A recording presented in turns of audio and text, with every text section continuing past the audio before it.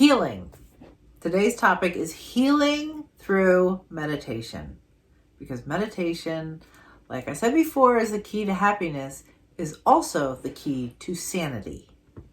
Mental and physical, emotional and spiritual health, really.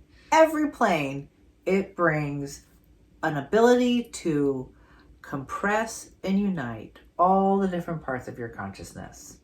And when you unite your consciousness, you have an overwhelming sense of well-being and power and softness and grace and mental health. One thing I think people need to be aware of is the impact that trauma can have on our overall health and well-being. And there's a lot of different things that can fall under the category of trauma. I mean, it could be divorce. Sometimes childbirth can be traumatic. It doesn't necessarily have to be verbal, physical, or sexual abuse. There's all kinds of different types of trauma, but when we have an experience that is breaking somehow, it literally creates a separation between the mind and the body, and the reptilian part of our brain gets activated, and that is more in the fight, flight, or freeze. The fight, flight, freeze. The sympathetic release. nervous system Yes. kicks in. Of cortisol. And therefore, the breath rate is off. The heart rate is off. We're not capable of being centered in any way. So the really important piece of this is, if you think about it, we've all been traumatized somehow. So if we're going to overcome the trauma, if we're going to heal the trauma, we need something to help us through that. And that tool is clearly meditation. Yeah. So let's kind of describe how this works. There's a piece of us that when it experiences trauma actually can separate away from our heart. We feel rejected. And then that piece is no longer in our center. When we use meditation as a tool to heal, it is kind of an extension of being able to witness the monkey mind as a ticker tape going through, but not reacting to it. When you're healing emotions or trauma, it's allowing and accepting an emotion to move through your body that we haven't allowed to come through. One of the best examples I have from my own life of feeling a place where energy got stuck in my body, my husband and I were going through kind of a financial restructuring process that happened not unexpectedly, but our life literally was turned upside down. And for the weeks prior to it and months after it, I developed plantar fasciitis. Nothing in my life had changed up into that moment, except for the financial piece. And I developed this terrible anxiety and fear of wanting to move forward, wanting to walk forward, because prior to it, I had a lot of financial freedom. And this change, this was a lot less financial freedom, let's putting that lightly. Literally, my feet became so painful. I didn't want to get out of bed and keep moving. And they diagnosed me with plantar fasciitis. How do you say that? Fasciitis. Plantar fasciitis. And I knew immediately, I was like, this isn't because I'm walking too much outside. This is my fear. Energetic, emotional. Stuck energy. I was terrified to move forward. And that's obviously when I started to really get back to my tools. And I had realized I had been separated out from my tools of meditating, of doing prayer work, of calling in and placing my consciousness back here. I was in the process of taking care of 2 young kids, and it was a lot of separation of self. And to think of one more thing and I just was overwhelmed and couldn't move forward. Mm. But the best news is it was a moment literally of meditation and accepting the piece of moving forward. And I got deep clarity through meditation of, that's right, it's time to take some risks. It's time to come out of your shell and do deeper, bigger energy work. And I felt assured in that. So the steps of, I'm walking into this pain, I'm going to look at it and really sit with it. Mm-hmm. And the release of it brought less pain and assurance that I could take the next steps, that I'm strong enough to create something new. Whenever we're having a major transition in our life, there is a possibility for our body to conceive it as trauma. Yeah.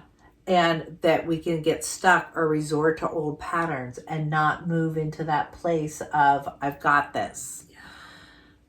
I had that actually happen in 2020 when everything was shut down and I wasn't sure what was going to happen to my business. Your studio. And at the same time, I was ending a lease and moving to Nashville and going to be moving in with my boyfriend. And so my whole foundation of work and home was completely altered within a matter of months.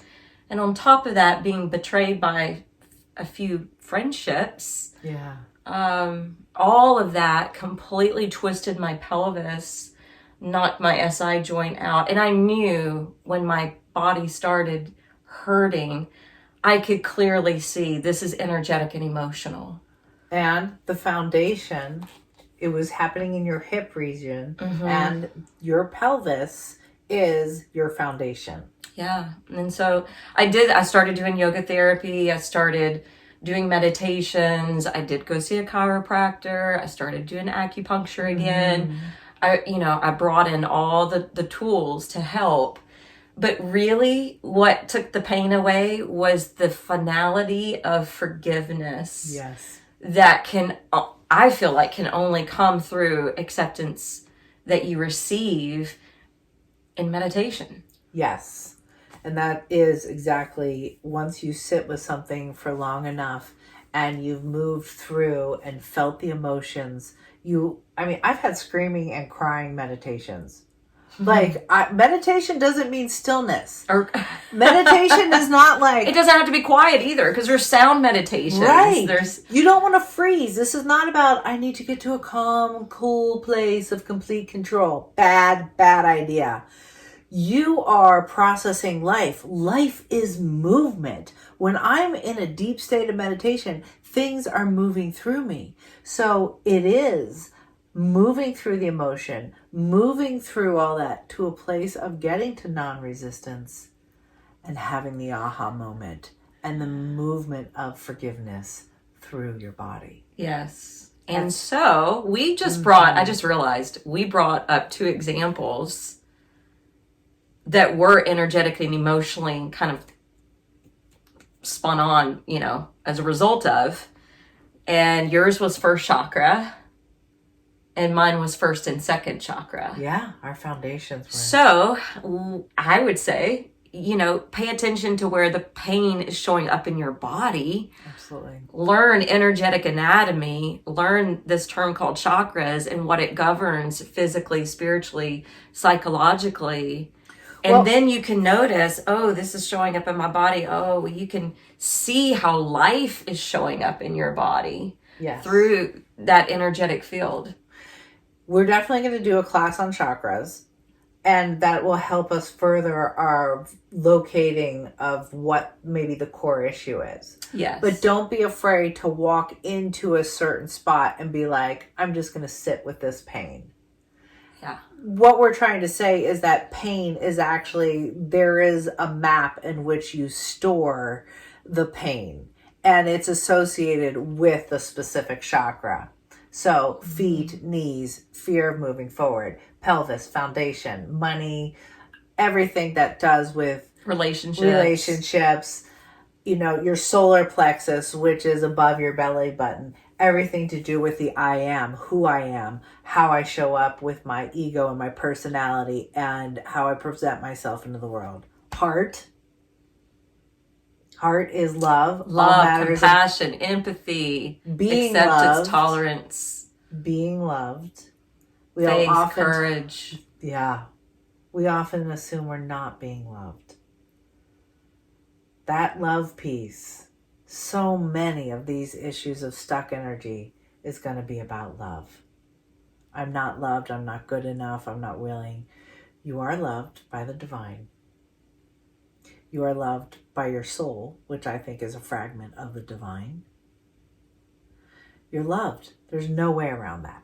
Mm-hmm. And that's one of the key affirmations that moves us back into acceptance. I know we'll talk more about the chakras, but I have to say, since you're talking about the love piece, and I had just mentioned, lots of times it's because something's been broken, and I mentioned being heartbroken, but in Sanskrit, they call the heart chakra anahata, and anahata means unstruck, unbroken. So the brokenness is actually an illusion. Oh, right. Yeah. Because the heart it's not real. Right. We feel like it's real, but it's, anyway. We feel we're experiencing a fracture out, but the heart is completely solid, solidified. Throat chakra is when we don't use our voice to communicate, especially with somebody who doesn't stand up for themselves, that doesn't say, this is really what I want to do with my life, or this is my opinion. So if you're holding back, they can have a lot of things show up in their throat chakra. Third eye, or just lots of headaches, not being willing to accept intuition. Yeah. I can't tell you how many times I've worked with people that are extremely intuitive and they have constant headaches and they won't allow that flow of wisdom because they're so mechanical, because they're so logical and want order to make sense of everything, and yet this flow of wisdom through the third eye. So headaches can sometimes be, even though you might have heard they're hormonal, or they're caused by this or that, at the end of the day it's kind of like opening up to a different, bigger, wider reality. And then crown chakra, which is our connection to the divine. So I was just telling Allison, I got this kind of aha moment when I try to teach the chakras, once every 12 to 18 months. And I usually take a week for each one. And the last time I did this, this past year, I had a realization that I'd never considered before. And that is we could actually put a meditation with each of the chakras. For instance, first chakra, you could do a walking meditation. And there's different ways to do walking meditations. You could also do another moving meditation like Tai Chi or yoga or something like that. The second chakra, the element, is water. And I don't know if you've ever gone floating, but where you go floating into the float tanks and it's so much salt water that you naturally are buoyant on top of the water. You can even get the sensory deprivation tanks, which I highly recommend. Ooh. If you get the sensory deprivation tank, you can actually hear your breath and you can hear your heartbeat, which is so much fun. Really, really cool. I mean, that's a meditation all in and of itself. Then you move up to the third chakra, the element of fire. You could do fire gazing or looking into the flame of a candle. The fourth chakra, which is the air element, you could do breathing meditations. For throat chakra, you could do mantra recitations. You can actually use your voice and chant. The sense of hearing also goes with the throat chakra, so sound meditation is also really good for this one. for the mind's eye. Think about, this is where we get visions. This is where we use our imagination. So any type of shamanic journey or any type of guided imagery would be a great meditation for this field. And for the crown, we consider that sacred silence. So a silent meditation would be perfect for the crown. So if you're imbalanced or finding your pain is showing up in one of these places, you might could even cater your meditations to be served, you know, maybe in that manner or as a complement to your other meditation. Absolutely. This is an excellent tool. Thank you for that. Absolutely. That is an excellent tool. So if you are finding pain in a specific area, let's locate and do that type of meditation to help you move through the pain. So, eating meditations too. Well, I've got that one down. To bring it back into balance. A lot of times you will find that overeating is a reflection of self-protection because we're so vulnerable. And some people are, like, I find that people that are really, really, really sensitive and empathetic sometimes can carry a little bit more weight because they're trying to almost protect themselves from other people's feelings and emotions. Interesting. And they bring it in. Yeah, there is a high correlation between where we store things in our body and the pain or trauma that we are experiencing in our life. This brings up a good point. Yes. If we're all psychic beings, because we are. Yes. There are moments in time where we are absorbing someone else's pain, or we might be hearing someone else's thoughts. Yes. And we're taking and believing that to be our own, but we should, thank you again for being the question of that. Is this my pain? Is this my thought? Because I had a pain one day at the yoga studio. It came into my stomach. It was bad. It was fierce. Remember to ask myself, is this my pain? Nice. And the answer came back, no. Well, after I got the answer no, the pain went away. Absolutely. 20 minutes later, I'm picking up my son from school, and he gets in the car, and he's like, he doubles over, and he's holding his stomach. He was like, Mom, get home as fast as possible. My stomach's been hurting all day. I have to get home. And I'm like, oh. He said it had started at recess. And I asked him when recess was, and that's when I had felt the initial pain. Right. So, ways to handle that. If you are sitting in pain, you can say, is this my pain? And if it's not, you can lovingly say, I release this pain back to its, owner. I release so-and-so's energy from my body. You might not be able to identify the person, but one of the keys to being who we are and bringing all of our energy back to center, bringing our conscious pieces back, is I release other people's energy from my body. I have to say it every day. When I'm done with work, I say, I am releasing my client's energy from my body. I love you, and I release you to your heart. It's one of the tools for really just being in our own space. And it's not just us being psychic and empathetic, which is the word you're saying. A lot of people are empathetic and at work pick up on all the other people in the room. Mm-hmm. Or you go to a huge party and you feel all that energy and vivaciousness. You got to clear that out. Mm-hmm. And that's another helpful way for meditation to be in your life. I'm sitting with myself. I'm doing me right now. People with children, especially little children, we give and we give and we give and we give. And at the end of the day, you're like, who am I? Right? A lot of moms are out there going, who am I? Especially when they go off to college. Well, that's why a lot of moms lose their identity to their children. Yeah. Sitting in meditation and just saying, I am Allison. You're Robbie. It can be that simple and that clear. Life is pretty simple when it comes to the energy world. I do want to just quickly wrap up. When we are healing through meditation, you are bringing parts of yourself back together. And I'm going to go as far as to say is Some mental illness, like anxiety and depression, and even the bigger ones, really are a reflection of separation from self. Yeah. And that may have happened through trauma. There's a lot of people who are really mentally ill that suffer from great trauma. And I am being bold, and I am saying that I believe that mental illness, depression, anxiety is all a reflection of being disconnected from your divine essence. If you can connect to your divine essence, just little steps every day, getting closer and closer to knowing that you're loved on every plane, in every way, you can heal some of the greatest anxiety and forms of depression. Yeah?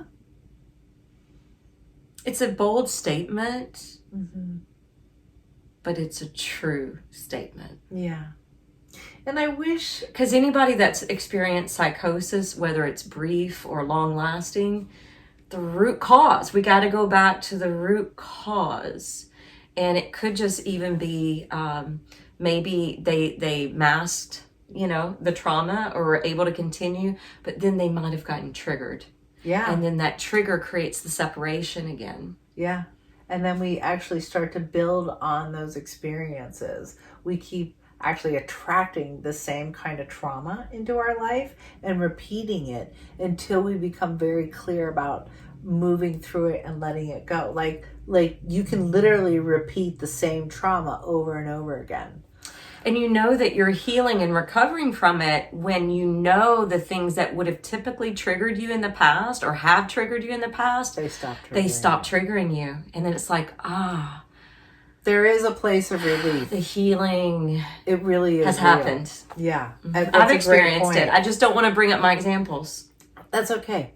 I would just want to invite you to... We're gonna do our affirmations and meditation, but one of the things, one of the healing techniques in meditation I have also used, which I find extremely helpful, is say that trauma happened in childhood, and when your children especially, you feel out of control, like you don't have control in your life and there's all these other people dictating your reality. I love to hold that child. So I will literally, this is a way of bringing yourself back. You can hold yourself at that moment of trauma and just love that part of you back.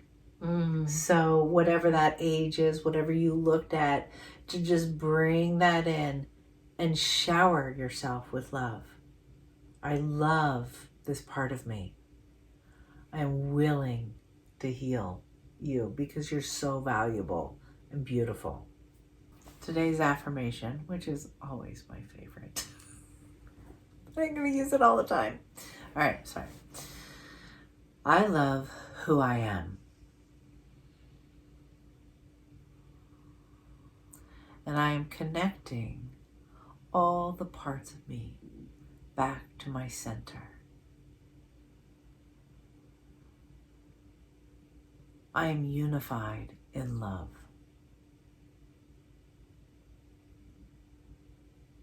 I am unified in love.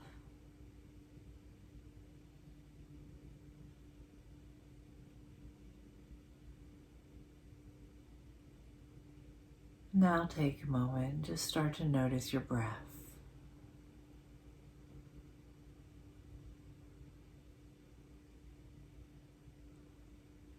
Allowing yourself to expand on the inhale and soften as you exhale.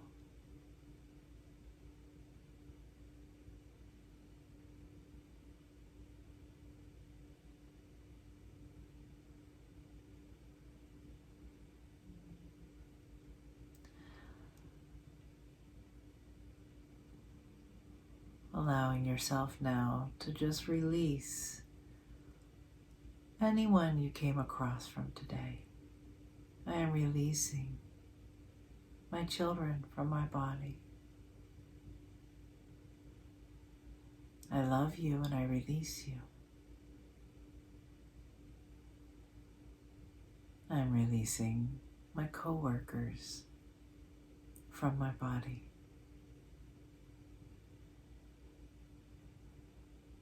I am.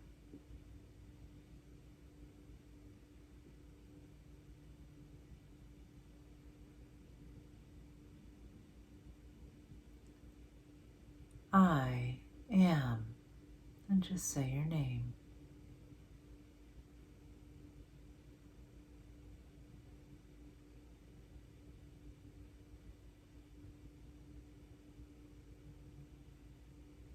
And now, if you have a place that actually hurts, allow your consciousness and your breath to move to that space. And hold yourself there by breathing into it and putting your attention there.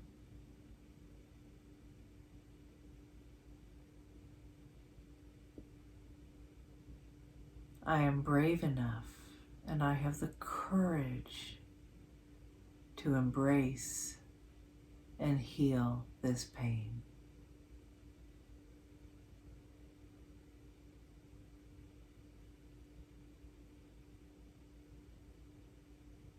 I am listening.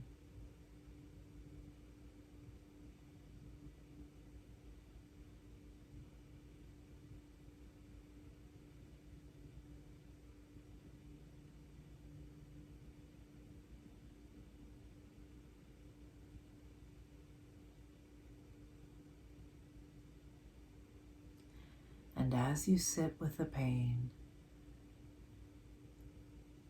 remember, you are loved. Every part of you is loved.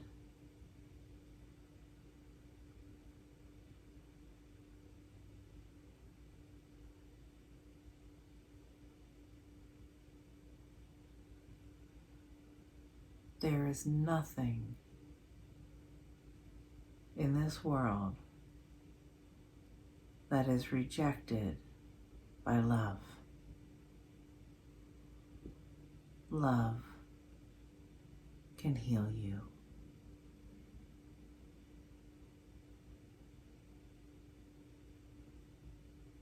So I love and accept all of who I am.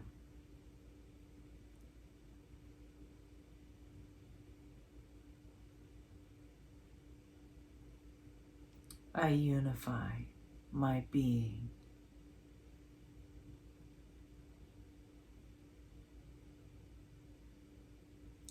I am love.